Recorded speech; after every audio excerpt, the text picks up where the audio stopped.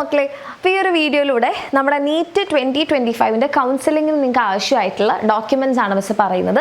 ഇത് നിങ്ങൾ അലോട്ട്മെൻ്റ് ഒക്കെ കിട്ടി നിങ്ങളൊരു കോളേജിൽ പോകുന്ന സമയത്ത് അഡ്മിഷന് വേണ്ടി പോകുന്ന സമയത്ത് നിങ്ങളുടെ കൈവശം ഉണ്ടാവേണ്ട ഡോക്യുമെൻറ്റ്സ് ആണ്. ഓക്കെ, അപ്പോൾ ഇതിൽ ഓൾ ഇന്ത്യ ലെവലിലുള്ള ഡോക്യുമെൻറ്റ്സ് മിസ് പറയുന്നുണ്ട്, സ്റ്റേറ്റ് കോട്ടയ്ക്ക് വേണ്ടിയിട്ടുള്ള ഡോക്യുമെൻറ്റ്സും പറയുന്നുണ്ട്.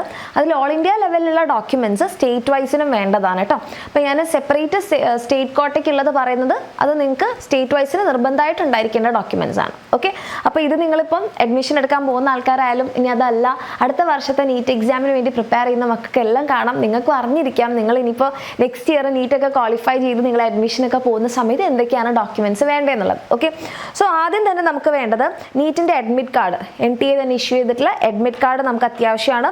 അതേപോലെ തന്നെ അലോട്ട്മെൻറ്റ് ലെറ്റർ, അത് നമുക്ക് അലോട്ട്മെൻ്റ് ഒക്കെ വന്നു നമ്മൾ ആ ഒരു കോളേജ് കൺഫേം ചെയ്ത് കഴിഞ്ഞാൽ ഒരു അലോട്ട്മെൻറ്റ് ലെറ്റർ കിട്ടും. അത് നിങ്ങൾ ഡൗൺലോഡ് ചെയ്തിട്ട് നിങ്ങളുടെ കയ്യിൽ അതുണ്ടായിരിക്കണം. പിന്നെ നിങ്ങളുടെ നീറ്റ് റിസൾട്ടിൻ്റെ അല്ലെങ്കിൽ നിങ്ങളുടെ നീറ്റ് സ്കോറിൻ്റെ ആ ഒരു സർട്ടിഫിക്കറ്റ് വേണം. പിന്നെ നിങ്ങളുടെ ഡേറ്റ് ഓഫ് ബർത്തിൻ്റെ സർട്ടിഫിക്കറ്റ് വേണം. ഇത് എപ്പോഴാണ് വേണ്ടതെന്ന് വെച്ച് കഴിഞ്ഞാൽ നമുക്ക് എന്തായാലും SSLC സർട്ടിഫിക്കറ്റ് നിങ്ങൾ കൊടുക്കണം. SSLC സർട്ടിഫിക്കറ്റിനകത്ത് നിങ്ങളുടെ ഡേറ്റ് ഓഫ് ബർത്ത് ഇല്ലെങ്കിൽ ആണ് ഇത് വേണ്ടത്. ഓക്കെ, SSLC സർട്ടിഫിക്കറ്റിനകത്ത് ഓൾറെഡി നിങ്ങളുടെ ഡേറ്റ് ഓഫ് ബർത്ത് ഉണ്ടെങ്കിൽ ഇതിൻ്റെ ആവശ്യമില്ല. ഓക്കെ, പിന്നെ നമ്മുടെ നേറ്റിവിറ്റി സർട്ടിഫിക്കറ്റ് വേണം. ട്രാൻസ്ഫർ TC, നിങ്ങൾ +2 കഴിഞ്ഞ് നിങ്ങൾ സ്കൂളിൽ നിന്ന് പുറത്തിറങ്ങുന്ന സമയത്ത് നിങ്ങൾക്ക് TC കിട്ടും. പിന്നെ നമുക്ക് കണ്ടക്ട് സർട്ടിഫിക്കറ്റ് വേണം. കണ്ടക്ട് സർട്ടിഫിക്കറ്റ് എന്ന് പറഞ്ഞാൽ നിങ്ങളുടെ നല്ലൊരു കുട്ടിയാണെന്ന് പറഞ്ഞാൽ നമ്മുടെ ക്യാരക്ടറിൻ്റെ ഒരു സർട്ടിഫിക്കറ്റ് ആയിട്ടില്ലേ, അത് വേണം. ദെൻ മൈഗ്രേഷൻ സർട്ടിഫിക്കറ്റ് എന്തിനാന്ന് വെച്ചാൽ നിങ്ങളിപ്പം ഒരു നീറ്റ് 2 വർഷം മുമ്പ് എന്തെങ്കിലും എഴുതിയതാണ്, അതിനുശേഷം നിങ്ങൾ എന്തെങ്കിലും ഡിഗ്രി കോഴ്സുകളൊക്കെ ചെയ്യാൻ വേണ്ടി പോയിട്ടുണ്ട്. ആൻഡ് നിങ്ങൾ ഈ ഡിഗ്രി കോഴ്സ് ചെയ്യുന്നതിൻ്റെ ഇടയ്ക്കാണ് നിങ്ങളിപ്പം നീറ്റ് എഴുതി നിങ്ങൾക്ക് കിട്ടിയിട്ടുള്ളത്. അങ്ങനെയാണെങ്കിൽ ആ കോളേജിൽ നിന്നുള്ള മൈഗ്രേഷൻ സർട്ടിഫിക്കറ്റ്, ഈ ഒരു മൈഗ്രേഷൻ സർട്ടിഫിക്കറ്റ് നിങ്ങൾ ഈ ഒരു കണ്ടീഷനിലുള്ളവരാണെങ്കിലാണ് ആവശ്യമായിട്ടുള്ളത് കേട്ടോ. ഓക്കെ, പിന്നെ നമുക്ക് 10th സർട്ടിഫിക്കറ്റ്, +2 സർട്ടിഫിക്കറ്റ്, മാർക്ക് ലിസ്റ്റും വേണം കേട്ടോ. മാർക്ക് ലിസ്റ്റും അതിനകത്ത് ഉണ്ടായിരിക്കണം. പിന്നെ നമ്മളുടെ പാസ്പോർട്ട് സൈസ് ഫോട്ടോഗ്രാഫ് 8 എണ്ണമാണ് പറയുന്നത്, പക്ഷെ അതിൽ കൂടുതൽ കയ്യിൽ വെക്കുന്നത് നല്ലതാണ്. അത് തന്നെ നിങ്ങൾ നീറ്റിൻ്റെ ആപ്ലിക്കേഷൻ ഫോം ഫില്ല് ചെയ്യുന്ന സമയത്ത് യൂസ് ചെയ്തിട്ടുള്ള ഫോട്ടോഗ്രാഫിൽ അത് തന്നെയാണെങ്കിലാണ് വേണ്ടത്. പിന്നെ നമുക്കൊരു വാലിഡ് ആയിട്ടുള്ള ID പ്രൂഫ്, നിങ്ങൾക്ക് ആധാറോ പാൻ കാർഡോ പാസ്പോർട്ടോ എന്താണെന്ന് വെച്ചാൽ ഉപയോഗിക്കാം.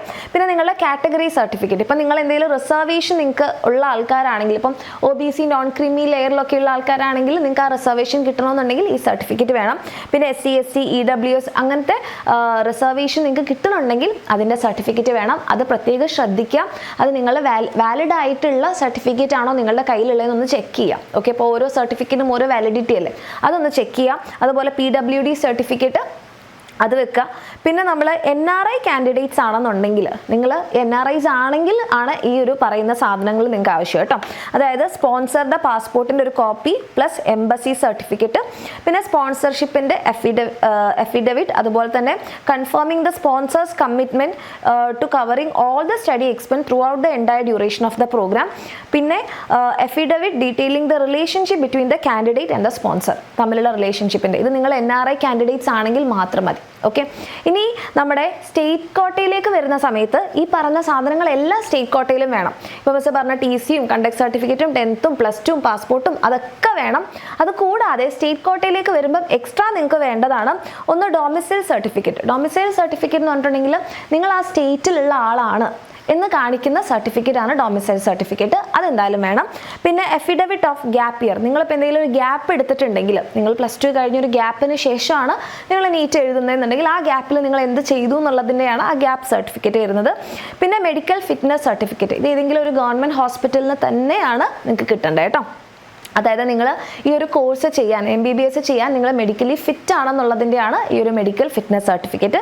ദെൻ വാക്സിനേഷൻ സർട്ടിഫിക്കറ്റ്, അതായത് നമ്മുടെ ചിക്കൻ ബോക്സ്, ഹെപ്പറ്റൈറ്റിസ് അങ്ങനത്തെ ചില ഓരോന്നിനും ഇതിനൊരു പ്രത്യേക കാറ്റഗറി ഉണ്ട്. അത് ഇതിൻ്റെ വെബ്സൈറ്റിൽ പറഞ്ഞിട്ടുണ്ട് ഏതൊക്കെയാണ് നിങ്ങൾക്ക് വേണ്ടതെന്നുള്ളത്. അപ്പോൾ ഇത് ഓൾറെഡി നിങ്ങൾ എടുത്തിട്ടുണ്ടാവും, അതിൻ്റെ സർട്ടിഫിക്കറ്റ് നിങ്ങൾ പ്രൊഡ്യൂസ് ചെയ്താൽ മതി. ഓക്കെ, ഇനി അത് കയ്യിലില്ലെങ്കിൽ ചിലപ്പോൾ നമ്മൾ വീണ്ടും എടുക്കേണ്ടി വരും. ഓക്കെ, ആ ഒരു സർട്ടിഫിക്കറ്റ് അത്യാവശ്യമാണ്. പിന്നെ സ്റ്റാമ്പ് പേപ്പർ എന്താണെന്ന് വെച്ച് കഴിഞ്ഞാൽ നമ്മൾ ഈ കോഴ്സിൻ്റെ ഇടയ്ക്ക് നമ്മളിത് വിട്ടുപോവില്ല എന്ന് പറഞ്ഞിട്ട് ഒരു ബോണ്ട് എഴുതി കൊടുക്കുന്നതാണ്, അതാണ് സ്റ്റാമ്പ് പേപ്പറിൽ വേണ്ടത്. പിന്നെ ട്യൂഷൻ ഫീ റെസിപ്റ്റ്, ഇത് നിങ്ങൾ ഓൺലൈനായിട്ട് അടച്ചതിൻ്റെ ചലാൻ്റെ കോപ്പിയാണ് നിങ്ങൾക്ക് വേണ്ടത്. ഓക്കെ, ഇത്രയും സാധനങ്ങളാണ് സ്റ്റേറ്റിന് എക്സ്ട്രാ വേണ്ടത്. അതിനർത്ഥം ഇതൊന്നും വേണ്ടാന്നല്ല, ഇതൊക്കെ നിങ്ങൾക്ക് സ്റ്റേറ്റിനും വേണം ഓൾ ഇന്ത്യ കോട്ടയിലും വേണം.